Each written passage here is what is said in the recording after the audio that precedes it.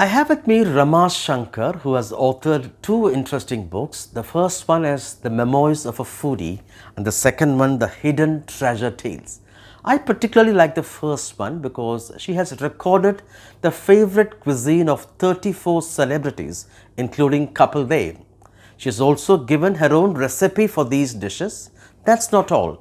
She has also, as part of a story, records unknown facets of these celebrities which you and I may not know. Ramaa, thank you very much for your time.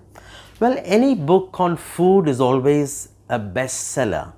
But this time you have taken a different angle. You have met celebrities, given the recipe of their favorite dishes. A fantastic USP.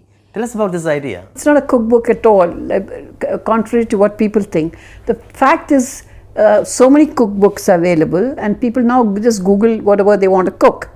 So I was thinking, I said, instead of just making it a thing like that, right. I said, people want to know about celebrities. Why? The first thing they do is they Google and see who went where, what did they wear. So I said, let me find out stories about them, how they came up. So I chose about 140 celebrities, out of which I featured 34 in my book. The rest have to be come into issue number 2, 3, like that. So including Kirti Azad, and I've done Ganguly, I've done Rahul, I've done all of them, but I'm not featuring all together. And then I took the facets of how they came up in their life. And when they came up, everybody's got a favorite dish. It's called a comfort dish. See, when you're down, you're out, or you just want to feel good, or you want that dish. Whether some people may say Tide Sadam, Shrikant would say lemon rasam and sepangaranga roast, Kapil may say biryani. So each one has got a dish like that. So they gave their dish and I got it all. I cooked everything for 3 months sitting in Kunur and shot it and then did their stories with them. And that is how I put it together. I thought this was much more interesting than having a cookbook.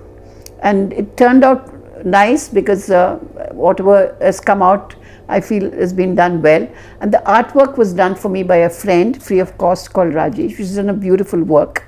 And that's it. I had another person who sponsored, because I've donated everything in life I've had to the poor. Right. And I'm only concentrating on writing and my spiritual path and children.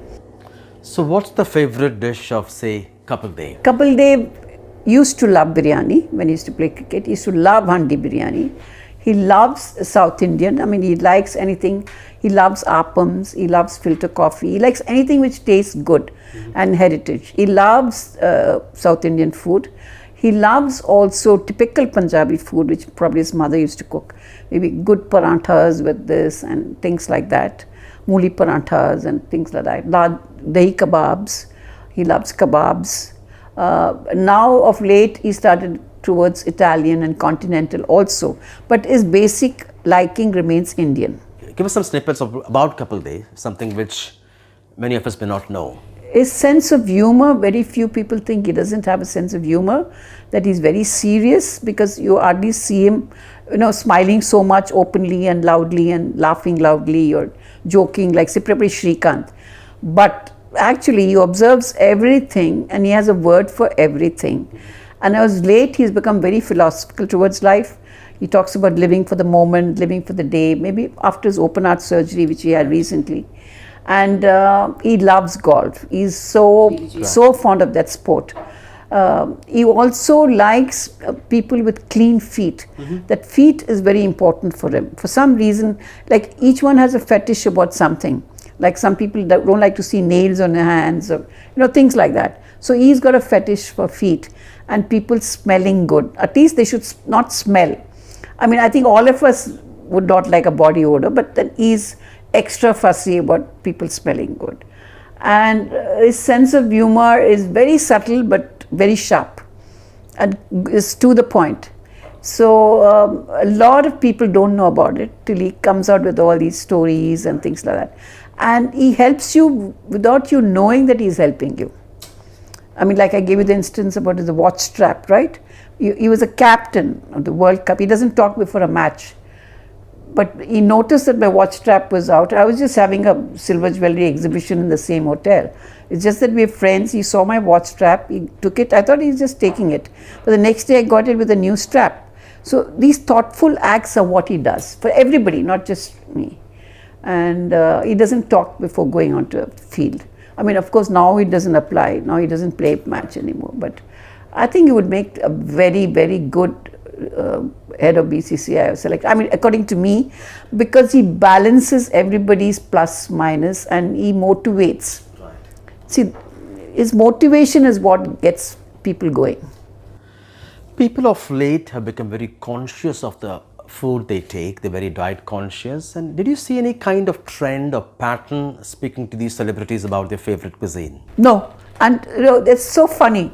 All of them know, because when the comfort food comes, it's all about, maybe it could be high fat, high carbs, high this, whatever it is. It's nothing to do with health food. Mm-hmm. Not one of them has ever told me that we would just like to have only a salad, except Syed Kirmani, who said he's not fond of too much about food. He's not too fussy, but he would like biryani during the season when they send biryani home.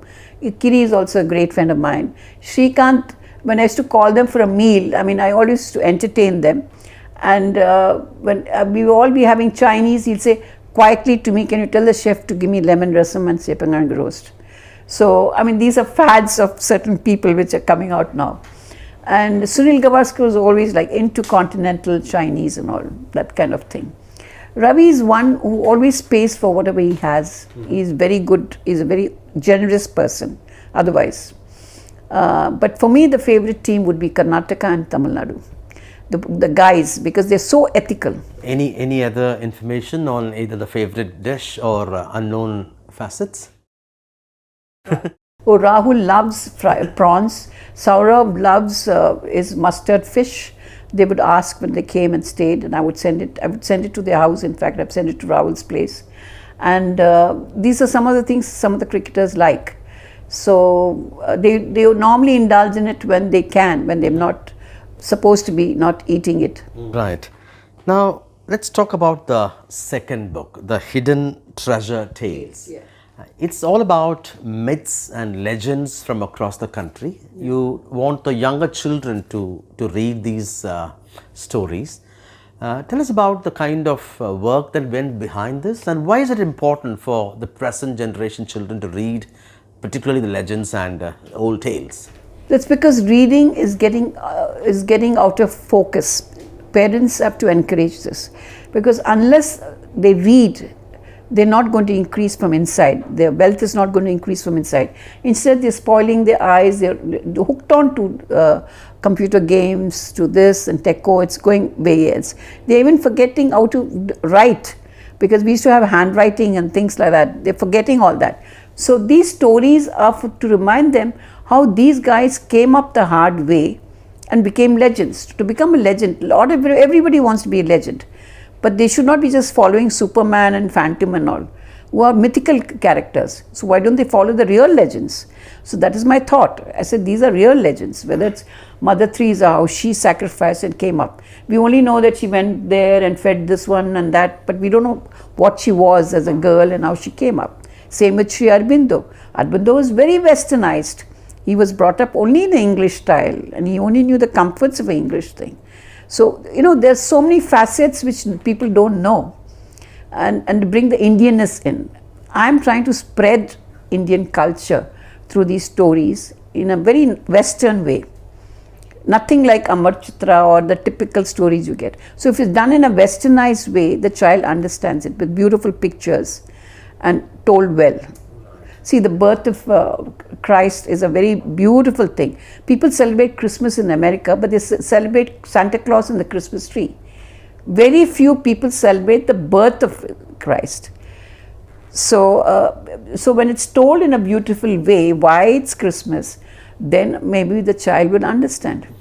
What kind of research you had to do for this? Oh, tremendous amount of research, because I cannot go wrong on anything.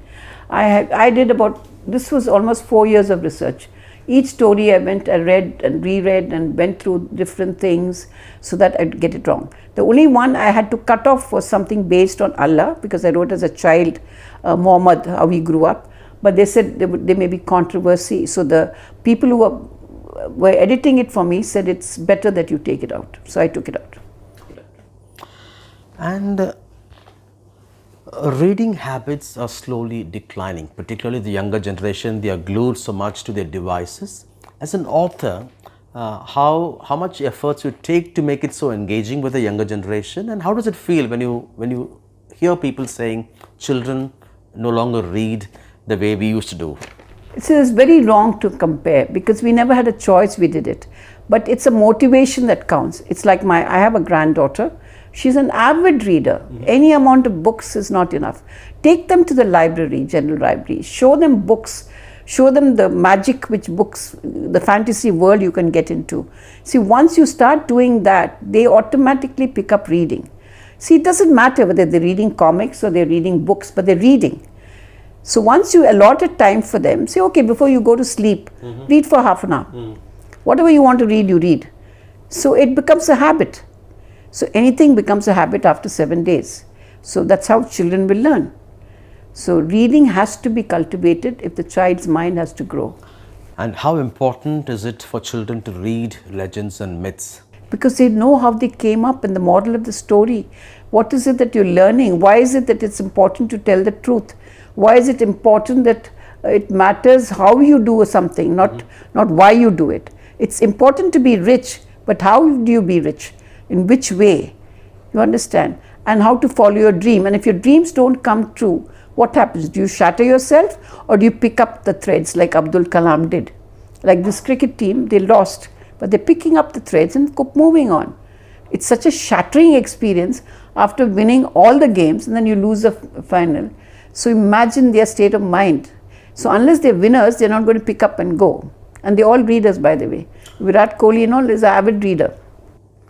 Ramaa Shankar, thank you so much for your time. Thank you so much, That was Ramaa Sam. Shankar, an author who has released 2 interesting books, The Memoirs of a Foodie and The Hidden Treasure Tales. In Chennai with Suresh, Sam Daniel, NDTV.